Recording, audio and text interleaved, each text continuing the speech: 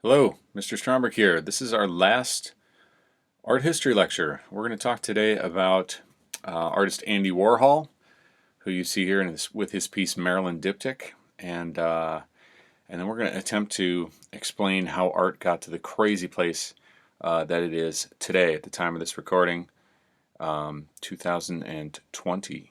And you may have seen this piece in the news recently, this banana duct taped to a wall, that is also considered art.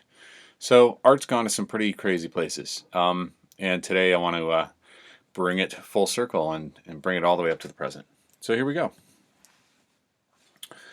Andy Warhol, W-A-R-H-O-L, Andy Warhol. This piece is called Maryland Diptych. Maryland Diptych, M-A-R-I-L-Y-N, Maryland, and then diptych, D-I-P-T-Y-C-H. A diptych is what you call two paintings that are put together side by side as one painting. So if you look, there's a seam in the middle of the painting here, and you can see how those are two paintings just butted right up next to each other. So here we go. So you may have heard of Andy Warhol. We've talked in the last couple weeks about all different ways that art is changing in the 20th century, and different movements. We talked about surrealism, particularly with Salvador Dali, and later with Frida Kahlo, and talked about how Dali pushed his persona. If you remember, he had this enormously strange mustache and walked around in odd clothes, and had this realization that the weirder he acted, the more attention was drawn to his art. And so you're going to see that Warhol kind of perfected that. In fact, he kind of his work is a precursor to all of this American obsession with celebrity that we have today. He also acted in ways that made his art, drew more attention to his art, and in very strange ways that are outside kind of, how artists are supposed to act. So he is the part of a movement that we call pop art, which is from the late 60s and 70s. And pop art is actually the entire 60s, we could say, and into the 70s. Pop art is art that openly embraces the kind of subjects that were, usually off limits to art. So think of Jackson Pollock, for example. We looked at Jackson Pollock last time, making his splatter paintings, right? And the whole idea with that was to have no object whatsoever. And he was part of a group called abstract expressionists who believed that, really the only thing to paint was pure nature itself, or pure energy in color and the application of paint. And they would have said, we are supposed to resist, shallow commercial culture. But think about all that's happening in popular culture in the 20th century, especially after World War II. You have this explosion of commercialism in the United States, and with that comes all kinds of printed media, magazines, books, and then of course TV. Okay, so television comes around, and all of a sudden advertisers have this box that goes into people's houses to advertise to them, and this whole culture of celebrity starts to grow through films and through TV. Famous people you can turn on your TV and you can see. It kind of changes the way that we're hardwired. And today is no different. I mean, we are living in a world that's dominated by advertising nonstop every day, and we don't think about the way that that affects us, about the way that there's particular celebrities that we resonate with or feel like we know, even though these are people far away in their own homes, and we don't know what they're like, but we feel like we know them, or we buy brands based on the products they're associated with, or the vibe that they give off. I mean, if I had everybody list somebody who they resonate with or they're drawn to, we would all have our list, right? So Warhol did the opposite of the abstract expressionists, and he was part of a group that said, instead of rejecting all that's considered kind of shallow and commercial about visual culture, images of celebrities and things like that, why don't we make our art about that and see what happens? So this is a fascinating picture right here. Maryland Diptych. Who is the Maryland in question here? I'm bummed that we can't be in front of the class to actually ask this, because when I ask this question, most people will tell me that it's Marilyn Monroe, which is fascinating to me because Marilyn Monroe died in the early 60s. and she's been dead a long time now. And I will often ask students, okay, so it's Marilyn Monroe. How do you know who Marilyn Monroe is? And I'm always just amazed that no matter how young people are, they seem to know who Marilyn Monroe is. Most people can't even tell me why she's famous. In other words, when I ask what her profession was, maybe there's one or two people in the class who will tell me that she was an actress, and that's true. But she was not, primarily famous for being an actress. She was in some classic movies, film like Billy Wilder's Some Like It Hot, for example. But that was not why she was incredibly famous. She was one of these people who was famous for the sake of being famous. In other words, so glamorous and so plastered all over tabloid magazines and products and movies and TV that she was everywhere.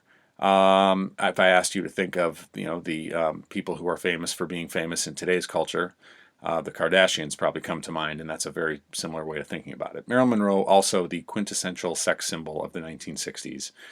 So, the epitome of what a beautiful person's supposed to be. And then she died under these mysterious circumstances, most likely of a drug overdose, but also some mysterious circumstances around that. So super sad. So Warhol was weird. He would never intentionally explain what his work was about. In fact, if you want an entertaining interview, go look up some Warhol interviews on YouTube. People ask him why he makes the work that he makes and about his process, and he's like, I don't know, it just seemed like it'd be easy to do. And he's very much kind of gives it back to the interviewers, and it's hilarious. Like he acted very odd in public, and he would never explain it. But I think it's pretty clear what's happening here. First of all, he's using a really shallow, easy commercial process to make this picture. He's not painted these individual faces of Marilyn.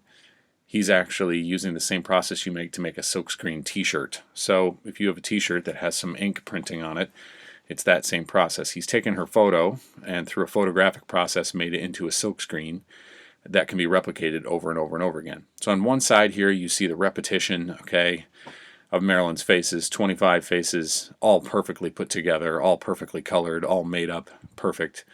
And on the other side you see what happens with just black through the screen.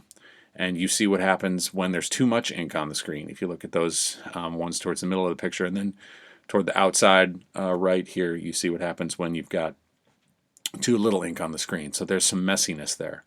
So to me, when I look at this, the repetition is like the repetition of seeing someone's face over and over in the media to the point where it's meaningless. We don't think about that this person has emotions and feelings and that they're a real person. They just become a repeated image. And then on the left, we see, the left colorful panel, we see the perfect Marilyn who's always put together. And the right, we see the real life messy Marilyn behind the scenes, right? I often think about how lonely it must be to be that famous. We say celebrities must love it. They have so much money and they can do whatever they want. Well, no, they're trapped in their homes and they have paparazzi following them around, and I think there's a real prison to that as well. So, I think what he's exploring here is our obsession with celebrity. And he did it in a brilliant and very humorous way. And of course, he did it in a process that was also kind of shallow and commercial. So, here's a picture of Andy, one of a self-portraits here, a photo of him over top of this red. But he had this huge white wig, and he would walk around New York and go to these high-class parties, and he was a larger-than-life personality in New York City. Let's look at some of his pieces here. In the early 60s, he made a series called the Disaster Series, which I think are incredibly powerful images, even though they're very confusing. So I'll explain them to you a little bit here. But we, again, have an image that's just repeated, and this is something that he would do. He would take an image and, by silk screening it, repeat it over and over and over again in order to kind of take away its meaning. Strain close and see if you can tell what that image that's repeated over and over again is. It's an electric chair, okay? So this is an execution chamber, a place where people have been fried to death in this chair. So that's a violent, disturbing image. What he's done here is he's put it on this like 10-foot high canvas called the Orange Disaster, and he's just repeated it over top of this orange candy color, to kind of suck away its meaning. Think about the ways that we're desensitized to violence in our culture, how we hear of horrible things that happen, and they happen so much that we tend to kind of gloss over the reality of what it means to people, and how awful things can really be. And so I think by showing that repetition, he intentionally confuses the picture and renders the image meaningless. And it comments on the way that we tend to just, when things come up in culture, horrible things, we tend to be like, oh, that's too bad. And then we just move on to the next thing. We're so desensitized to it. Or the way that we see people, get killed in movies and TV, and it doesn't even faze us anymore. It just is what it is. I've heard statistics that say that, by the time you're 10 years old, you've seen thousands of murders. We don't even think in a movie when you watch somebody take a gun and shoot somebody in the head. It's just something that happens in films, and we just think about how incredibly traumatic, it would be to actually see that. Well, what we're seeing is not real, but we're still seeing this incredibly violent, horrific thing, and it desensitizes us. So it used to be in the old days that before there were regulations against this sort of thing, that if there was a horrible car crash, for example, and the newspaper reporters got to the car crash before the police did, that the newspaper, people would take photos of the twisted car, of the body on the street, just all the carnage, and they put that on the front page of the paper, because guess what? The violence and the horrific image, that sells newspapers, and it still does. It's like when somebody says, hey, there's this awful thing behind that door. Whatever you do, don't go look through that door. What's the one thing you want to do? You really want to look through the door. There's something kind of sick and twisted in all of us that makes us want to see the thing that is awful to look at, and there's a curiosity about that. So here we actually, nowadays people get fined and in big trouble for doing that, but here you see a car crash, fiery car wreck here of a car that's flipped over and probably killed some people. You can see it repeated over and over and over again to render it meaningless, all over top of this, candy turquoise color. This is also the time of, a lot of awful violence in America. So in the early 60s here, we have these race riots in the South, particularly in places like Birmingham, where the police are releasing fire hoses and police dogs on peaceful protesters. So here we have the hot pink race riot, is what it's called, and these are scenes of police brutality and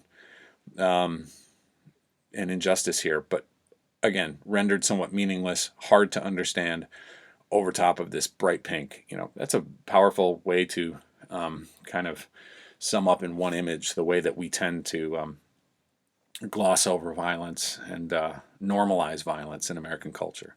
Of course, celebrities, incredibly important to Andy Warhol. He coined the phrase, you may have heard it, everybody gets their 15 minutes of fame. That was his phrase. He came up with that. And it's kind of true. Think about a person who's on a reality show and then they're everywhere. And all of a sudden, like, oh, when's the last time we heard of them? Like, they disappear, your name disappears.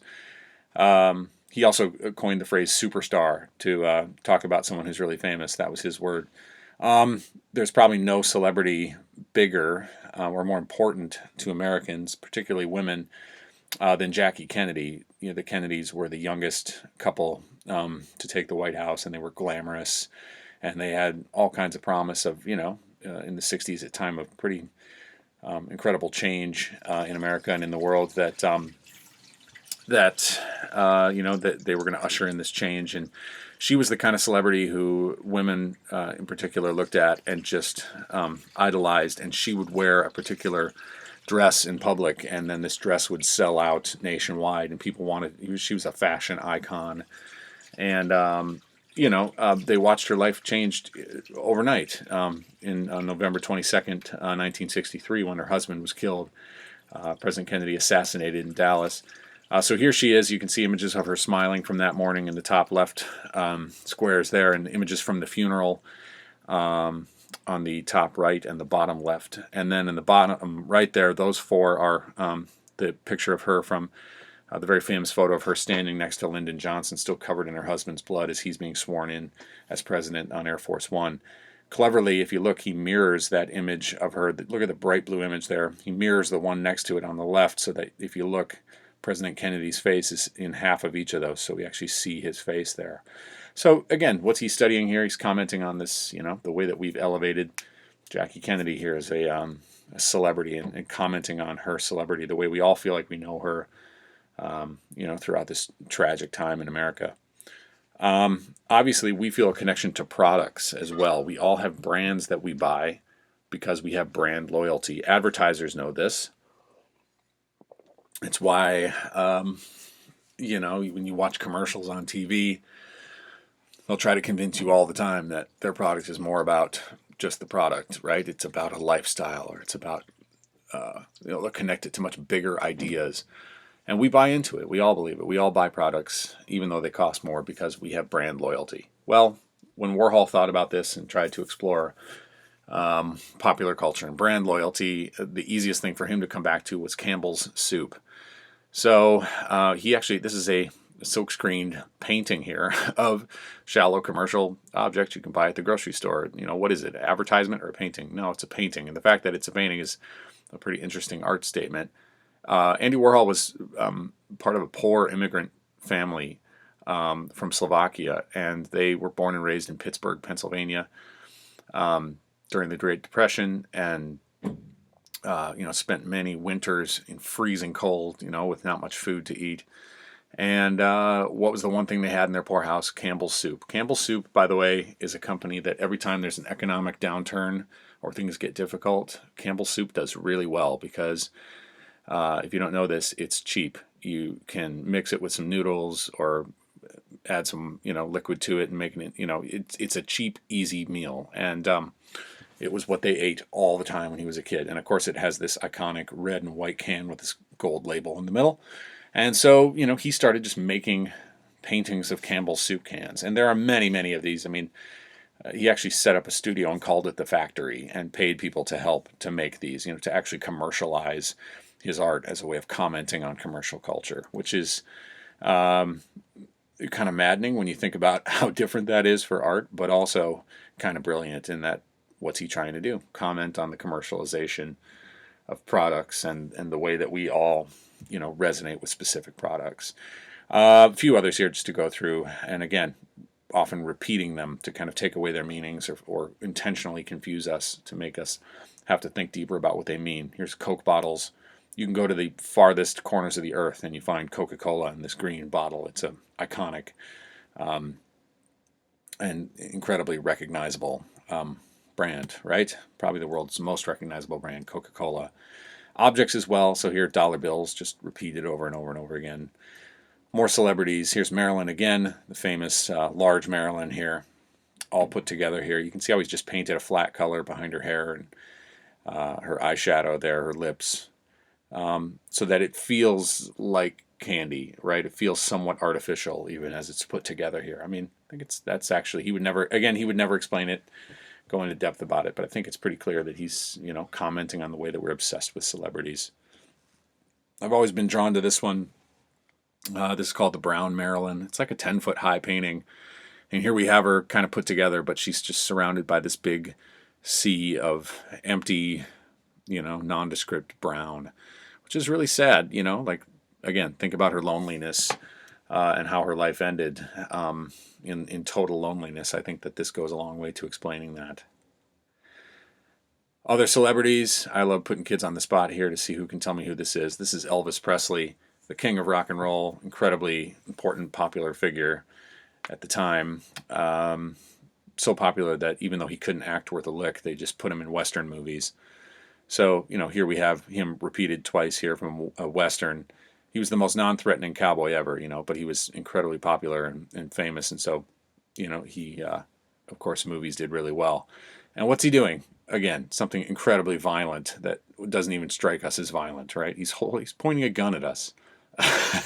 And we're totally desensitized at having a gun drawn on us here. We don't even think about it. We're like, oh, that's Elvis. That's cool. We don't even recognize he's pointing a gun at us.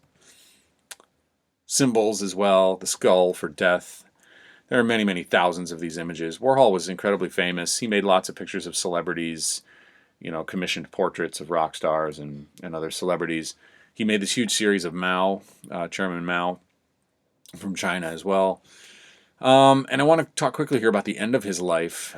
He died of complications after a routine gallbladder surgery in 1987, when he died, people kind of couldn't believe it because he was such a larger-than-life figure. Anytime he was out in public, he had this huge wig on, and he acted incredibly strange, and he would gladly just make appearances anywhere and hawk all kinds of products. And, he loved the stranger he got, the more popular he was. I mean, there are celebrities who do this today incredibly well, incredibly successfully. He really made his life an extension of his art. But he was also, behind the scenes, it came out after he died, a strong Catholic, and had kind of another life as well. Apparently he used to, every morning, incredibly early, sneak into the back of St. Patrick's Cathedral in New York and attend Mass without his wig on. And he made some pretty profound paintings at the end of his life here in the 80s. So check this one out. Here we have, I'm sure you can probably tell the image of what's there. What do we see? It's Last Supper, right? It's probably the most famous of religious paintings here. Leonardo da Vinci's Last Supper, to bring it full circle back to where we were. So here he's taken, almost like a paint-by-number version of Leonardo's Last Supper. He's put it on this huge movie screen-sized mural of a canvas here, and he's put a bunch of logos over the top. So we have the 59-cent logo there, which is typical, like the price sticker you'd put on products at the store. We have Dove, the same Dove as like Dove beauty products today. So think about, in religious art, the dove is the Spirit, right? The Holy Spirit. So, a nice play on the commercial of Dove there, and the Holy Spirit, even as that commercial dove is floating right over top of Jesus there. And then we have General Electric, or GE's logo there on the right. And General Electric, huge media conglomerate today, but they also make dishwashers and things like that. But they had a very famous jingle slogan at the time, which was all over TV, which was, "We bring good things to life. We bring good things to life." So, think of that versus the dove versus the commercial sticker there. What's he saying? Well, even faith, and religion is something that's bought and sold nowadays. Very much true, by the way. Billions and billions of dollars are made every year off of religious products, and the commercialization of faith, and the way that even that's been shallowed out. And what's it mean, in the modern world to try to have deep faith in something when even that has been made kind of shallow and commercial. So there he is, and you can see his odd appearance here with this giant white wig. But Andy Warhol, really total genius who, I think embraced all kinds of product processes that were totally counter to what art was supposed to be. Really made it okay to comment on commercial things in art. So Andy Warhol, Marilyn Diptych. All right, what I want to try to do now is just do a super fast survey of art since Andy Warhol. Andy Warhol died in 1987, but there's a lot of other stuff going on that influenced the art of today. Why is it today that you go to the museum and it can be so difficult to understand contemporary art?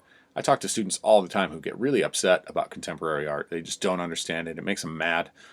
I always just say it's just art, like what is it that makes you mad? Well, I'm going to try to bring it up to the present here and explain why things are the way they are. First of all, you should know there were revolutionary things before Andy Warhol that were really outside the norm.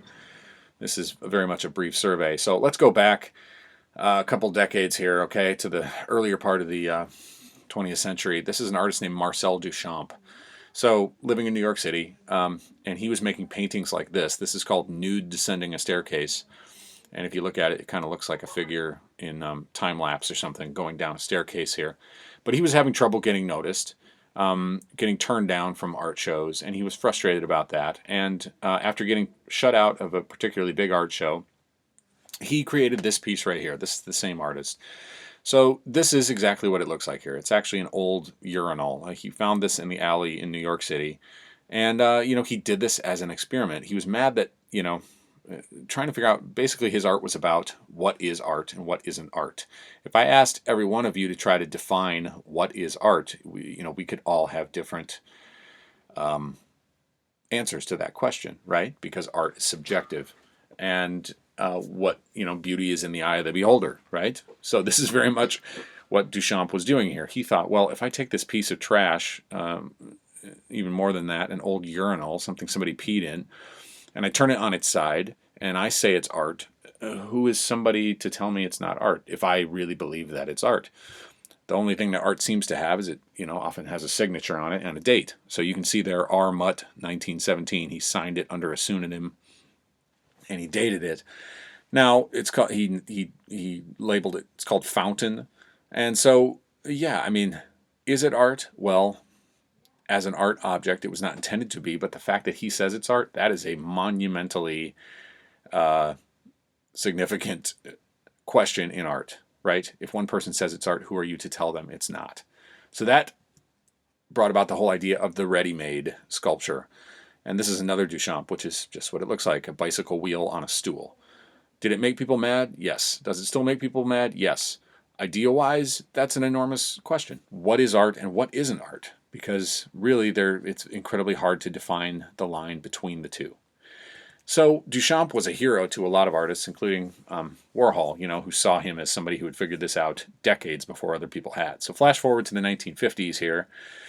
This is an artist named Robert Rauschenberg, who is taking bits from the newspaper, random pictures that he's finding. He's collaging it onto canvases. He's splattering paint all around it.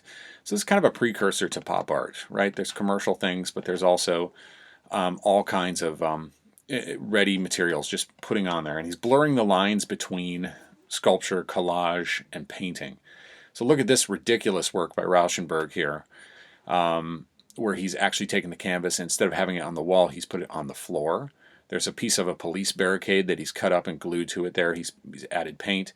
He famously found this goat in the alleyway in New York City. It was taxidermied goat that it was part of a display at a department store that was being thrown away. And so he took that and he wrapped a tire around its belly and he put paint all over it. And he submitted this, as a finished piece. Now, why was he doing this? Well, very much like Duchamp with his fountain, he's kind of daring the public to say that's not art, or to try to find out what that line is.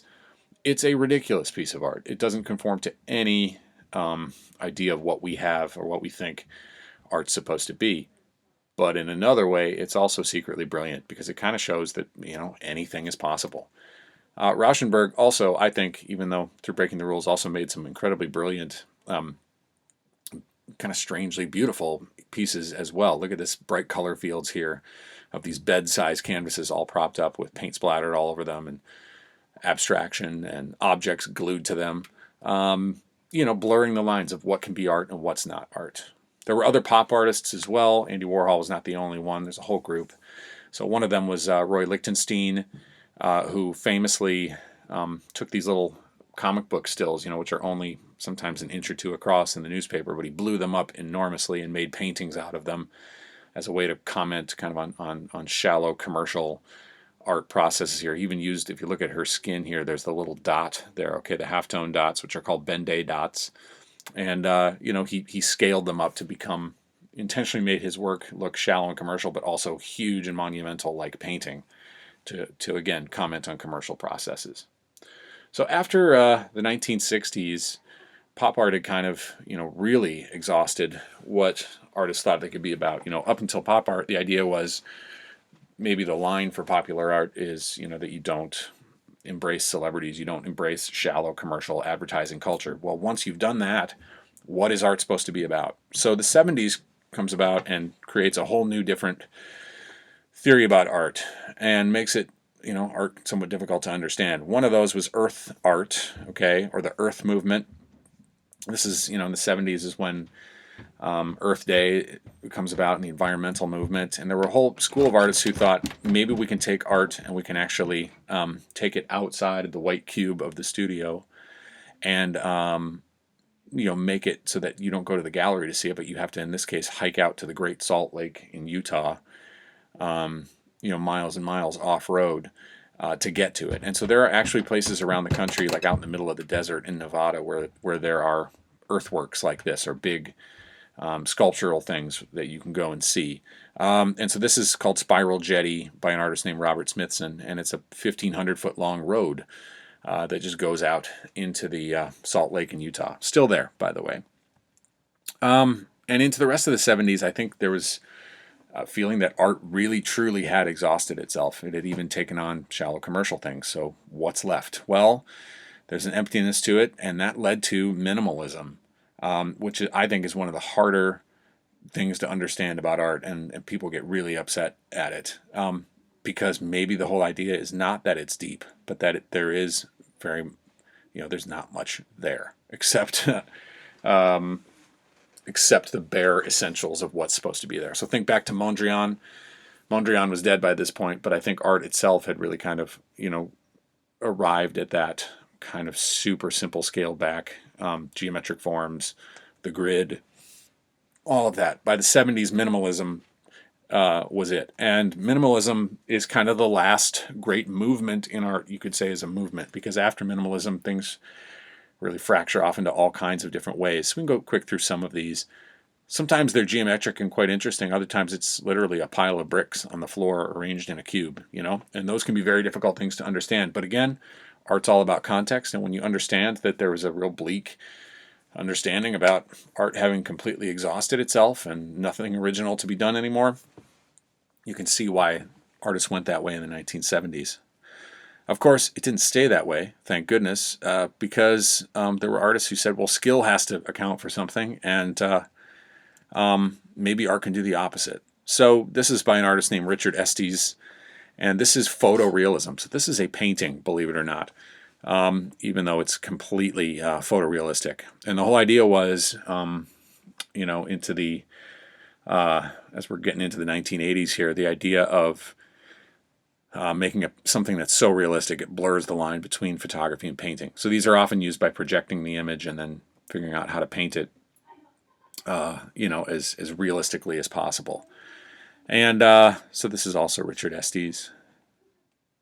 Some of these also feel quite pop art as well, with the use of signs and everything, advertising.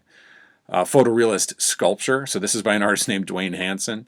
These are sculptures made from latex rubber with, arm hairs sewn in, and, incredibly realistic. He made these hilarious series of tourists dressed in these awful mixed fabrics, to comment on American culture, shallow American culture.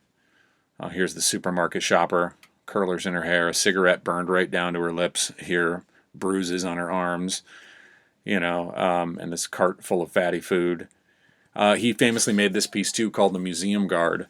And if you look at this picture, they actually have to put a sign on the wall that says, "Don't touch the art," because the whole idea is people would walk right by it and think it was a real person in the gallery and not actually know that it was the art. One of the more famous artists to come out of this is Chuck Close, very much still alive and making work, probably one of the more famous living artists today. You may have seen this piece. This is over at the Minneapolis Institute of Art, this huge piece called Frank. But he started back in the 70s with an airbrush, making these enormous heads that are super, super realistic. Very odd to stand in front of this picture. Suffered a stroke, or I guess a brain hemorrhage, and actually was paralyzed from the waist down. So he had to reteach himself how to paint. And so this is the kind of work that he makes now. Again, from a distance, this 10-foot tall painting, appears to be completely realistic. Blur your eyes even as you're looking at your screen, and you can see that it looks totally realistic. But then you get up close, and you see that it's very abstracted. I mean, in a lot of ways, similar to what George O'Keeffe was doing. Of course, that something could be abstract and realistic, but also, it depends on how the viewer sees it. That's a fascinating thing to think about. So still making these enormous confrontational heads.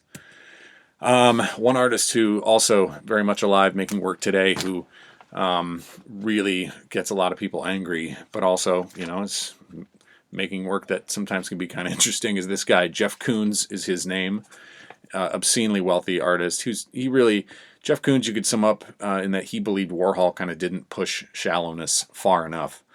So here we have a 24 karat gold and porcelain sculpture called Michael Jackson and Bubbles. So pop star Michael Jackson in the 80s had this chimp called Bubbles, who he took as a date to the Grammys. And anyway, he's taken this time-honored process of making incredibly valuable sculpture with gold leafing and porcelain, but he's doing it to the shallowest of all commercial things here, Michael Jackson and Bubbles. These are some of the newer ones that he's made, by the way, still making work, and he has an enormous factory of artists working now. So he actually doesn't even make his work. He tells people how to do it, and they do it, and then he claims the credit, which kind of what Warhol did as well. So Jeff Koons famously made these giant puppy dogs a few years ago, these topiaries with flowers planted inside them as well. Another artist, we're getting into current art now, artists who are still working and quite famous and controversial. So in the 90s, there was this huge show called Sensation, and one of the in Brooklyn, and one of the artists to kind of explode onto the scene out of that is this guy. He's one of the wealthiest artists in the world today, still making a lot of art. British artist, Damien Hirst is his name. I always thought this was the dumbest piece imaginable. It is what it looks like here. It's a dead great white shark, which he somehow procured and suspended in formaldehyde in a gigantic box. I always thought it was dumb, and then I went to New York City and walked into the Metropolitan Museum. You come around the corner, and here it is, and it's just like, holy, like it's very... Pictures do not do it justice. It is quite fascinating to come around the corner on a gigantic dead great white shark in the middle of an art gallery. Very odd thing to see. But with him, it's the whole idea. A lot of his pieces have to do with death and preservation, and also kind of the shock of what the piece can do. And again, all rooted in this idea that goes back to Marcel Duchamp of, is it art, is it not?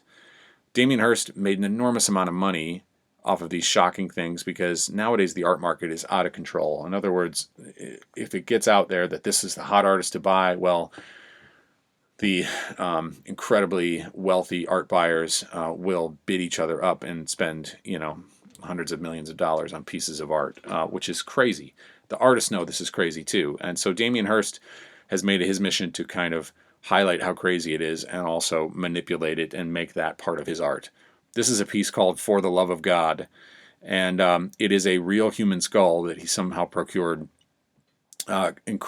completely covered with diamonds, including an enormous, very rare diamond there on the forehead. And the idea was, if you get all these investors to give him millions of dollars to buy all these diamonds, could he possibly make a piece of art that is so expensive that nobody at auction would actually buy it? I don't believe it has sold. It's toured around the world, but, very much an art statement about how ridiculously expensive art can be. Check out this giant stained glass window. This is by Damien Hirst. And then I'm going to zoom in on it here. It looks like a stained glass window. It's huge, by the way. Here's what it really is. Can you see what it's made of? It's actually made of tens of thousands of dead butterflies, which he has grown from their pupa stage, right? And then they live pretty short lives, and they've died, and then he's pinned them to this huge velvet board.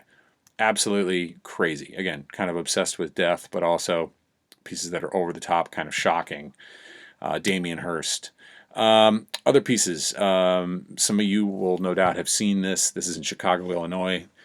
Locals call it the Bean. It's actually called Cloudgate. It's by a British sculptor named Anish Kapoor. Indian-born British sculptor. And he makes these giant mirrored sculptures, objects that you interact with. And the cool thing about them is that they, when you stand in front of them, they're interactive, right? You see yourself, you see the people behind you, blurring the lines between kind of mirror, environment and sculpture, but also experience depending on the viewer. So made some pretty amazing work, still continues to. You've probably seen this, the obey symbol. This nowadays, people see it as a brand because it's very successfully been turned into a clothing brand. But actually, it's an art statement. So Shepard Fairey is the name of the artist, and when he was in grad school in the 90s, created this sticker, and the whole idea was to have art be a social experiment, right? So make it into a sticker and tag it on the street. So stick it somewhere. Literally, you can go around the world and you will see the Obey label here. Became very famous, particularly in 2008 for creating the Barack Obama Hope poster, of which he was sued because he didn't ask the guy whose photo that he used to create this image here if he could do this. But Shepard Fairey, hugely famous artist, and the whole idea of bringing art from the street, okay, or art graffiti, okay. He started out as a graffiti artist as well, bringing that into the gallery. Banksy is an artist who's enormously famous today. Nobody really knows who he is. It actually might be a collective of people. Nobody knows. Probably a guy, but anyway, he's British, and he does these as well. Goes out at night, creates these pieces, and nowadays they become viral sensations when he does so. And he often does them, as political statements. He's made some really powerful statements about politics and injustice. So here you can see a wall that he's tagged where, the protester, instead of throwing the lit Molotov cocktail here, is throwing a bouquet of flowers, right? Famously, 2 years ago, and you might remember when this happened, he created a piece that at auction in Sotheby's, at the auction house, shredded itself. He had built a paper shredder into the frame. So after the auctioneer said, and the piece is sold for £12,000, right? All of a sudden, he was probably in the room with a remote control and started it, and the piece shredded itself and became even more valuable, right? So anyway, look at Banksy on social media, always posting fantastic works of art.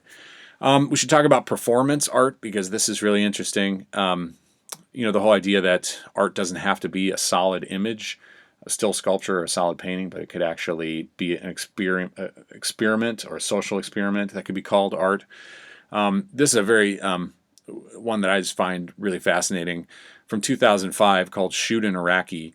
The guy you see there over by the exercise bike, his name's Wafa Bilal, and he's an Iraqi artist, contemporary artist. And what Wafa Bilal, in 2005, right, the United States was going to war, or was it war in Iraq and Afghanistan? And in response to some of the ways that Americans were feeling about that war, there was famously a woman, a citizen who was interviewed on TV, who was saying, we should just go bomb the whole country, right, as if all Iraqis are terrorists. And meanwhile, Wafa Bilal, is trying to struggle with what it means to be an Iraqi, and an innocent Iraqi who wants peace. As people in America don't understand that not all Iraqis are terrorists. So what he did was he got a space in a gallery. For 30 days, he lived in the art gallery, and he hooked up a paintball gun, which you see here, to the internet, so that people could go to www.shootaniraqi.com, and if they were first in line, they could point the paintball gun and click their mouse and shoot him. And over the course of 30 days in the gallery, he was shot 60,000 times, which raises a pretty fascinating question. First of all, it's an art gallery, so there's paint splattered everywhere. So that has some interesting connections between contemporary art and, people like Pollock, splatter paint.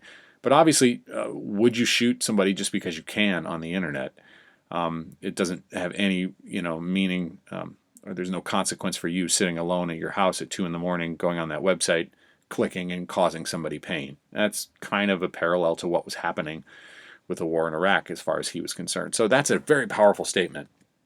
And this is part of the thing that's tricky about art today, because you might go to the museum where they had this, and I'm sure they've painted over the wall. They might have a video, talking about this experiment that was called Shoot an Iraqi, and maybe they have the paintball gun there, right? And they'll have a tag that'll say Shoot an Iraqi 2005, and people will look at it and go, how is that art? Well, when you understand the significance of the performance behind it, the social statement that's being made, the power of that, it takes on total meaning. So I would encourage you, the next time you go to a museum and you're totally baffled or maybe immediately angered that, what am I looking at? Why is that considered art? Well, read the tag, watch the film if there is one, try to understand what it's about, get the context, because oftentimes it's significantly deeper. And that brings us to our final work today, which you no doubt saw in the news. If you didn't, it was a pretty big deal last fall. But at Art Miami, this another famous sculptor, his name is Maurizio Catalan, created this work. He'd been commissioned to create a sculpture for Art Miami, which is this huge art fair event that they have. And, instead of creating one of his incredibly intricate works, he did this. He took a banana and he duct taped it to the wall. Now, I don't actually know the entire context behind it. I do know that it sold, believe it or not. There's some people who paid like $200,000 for this thing, which is crazy because it's a banana and some duct tape. So how in the world, people were just enraged by this thing. I actually, in understanding all, that we've just talked about, hopefully it makes a little bit of a sense that, it's about the idea. It's not about the actual banana and the duct tape here.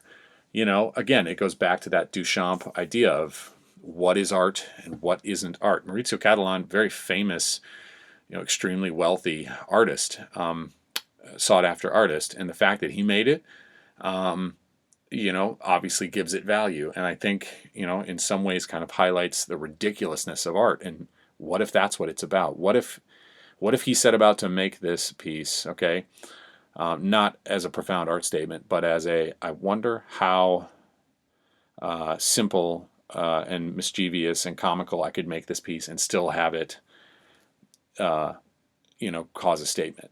And if that's what he set out to do, which knowing him probably did, pretty amazing. This went around the world, a banana and some duct tape, right? And became this, icon for contemporary art for a couple months.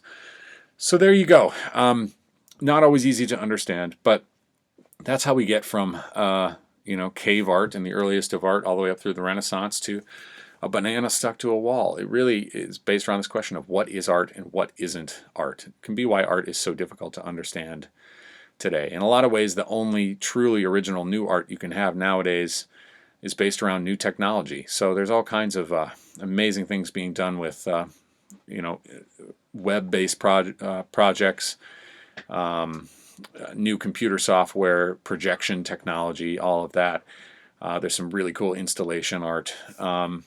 And everything else then, tends to be kind of another comment on something else that's already been done. And it can become this enormously complex thing until you dig in and understand the context of everything.